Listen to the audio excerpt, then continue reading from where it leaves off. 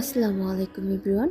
জীবনের প্রথম নিজেই পিৎজা বানালাম, আর এটা এত সুন্দর পারফেক্ট হবে ভাবতেই পারিনি।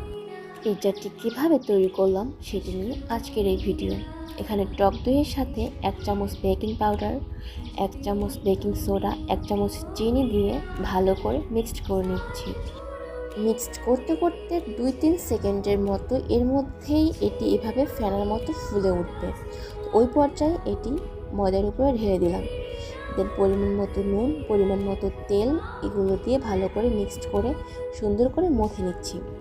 অতঃপর পুরো মিশ্রণটি মথা হয়ে গেলে এর উপর থেকে তেল দিয়ে কভার করে দিচ্ছি, যেন উপরের অংশগুলো শক্ত না হয়ে যায়। এখানে আমি মুরগির চেস্টের অংশগুলো আমার প্রয়োজন মতো এবং পছন্দ মতো পিচ করে নিয়েছি। দেন এর মধ্যে আমি একটি জয়ফলের কিছু অংশ গ্রেট করে দিচ্ছি। জয়ফলের অল্প কিছু অংশই আমি এর মধ্যে গ্রেট করে দিচ্ছি, পুরোটা একেবারে দেইনি।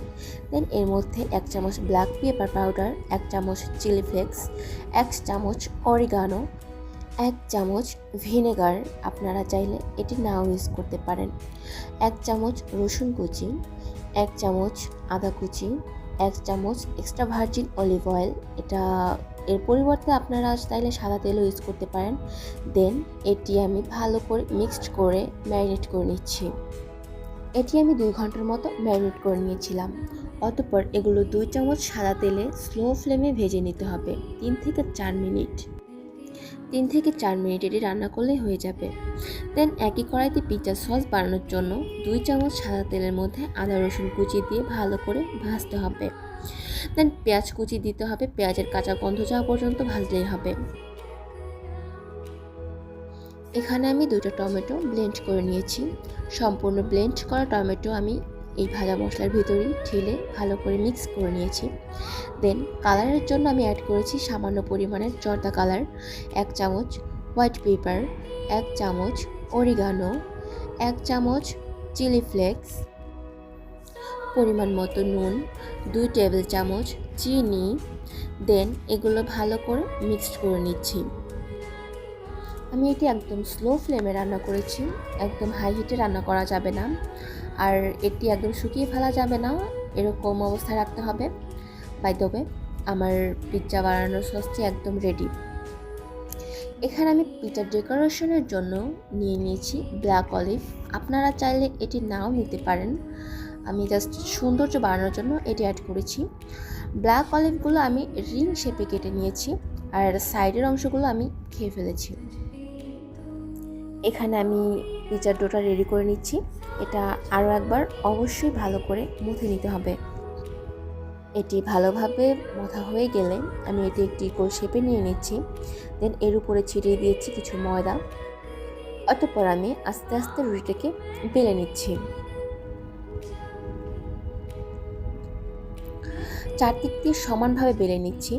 পিৎজার রুটিটা ঠিক এরকম মোটা রেখে বেলে নিয়েছি। পিৎজা সেট করার জন্য এখানে পুরনো একটা ফ্রাই প্যান নিয়ে তেল ব্রাশ করে নিয়েছি। দেন পিৎজার রুটিটা ফ্রাই প্যানের উপর সেট করে বসিয়ে দিচ্ছি। পিৎজার রুটির সাইডটা আমি এভাবে চেপে চেপে সেট করে নিচ্ছি। দেন একটা কাঁটা চামচের সাহায্যে এভাবে ছিদ্র করে নিচ্ছি যেন রুটিটি ফুলে না ওঠে। সাইডের অংশটা বোটে নিয়ে এভাবে সুন্দর একটা শেপ দিয়ে নিচ্ছি। দেন চারপাশটা ভালো করে আটকে নিচ্ছি। তারপর একটি কাঁটা চামচের সাহায্যে এটি আরও ভালোভাবে আটকে নিচ্ছি। একটি কুসুম ফেটিয়ে নিচ্ছি পিৎজা রুটির সাইডে সুন্দর কালারের জন্য। কুসুমটিকে পিৎজার রুটির সাইডে লাগিয়ে দিচ্ছি। এরপর মাঝের অংশে আমার বানানো পিৎজা সসটি চারপাশে সমানভাবে অ্যাড করে দিচ্ছি। ডেকোরেশনের জন্য আমি শুধু অ্যাড করেছি টমেটো আর পেঁয়াজ। এটি সুন্দরভাবে সাজিয়ে নিচ্ছি। দেন উপর থেকে আমরা রান্না করা মাংসগুলো ছড়িয়ে দিচ্ছি। এখানে আমি ইউজ করেছি মজেরেলা চিজ। চিজটি আমি পিৎজার চারপাশ থেকে সম্পূর্ণভাবে গ্রেট করে দিয়েছি। চিজগুলো উপর থেকে ভালোভাবে দেওয়া হয়ে গেলে উপর থেকে রিং শেপে কাটা ব্ল্যাক অলিভগুলো সাজিয়ে পিৎজাটাকে সেট করে নিলাম।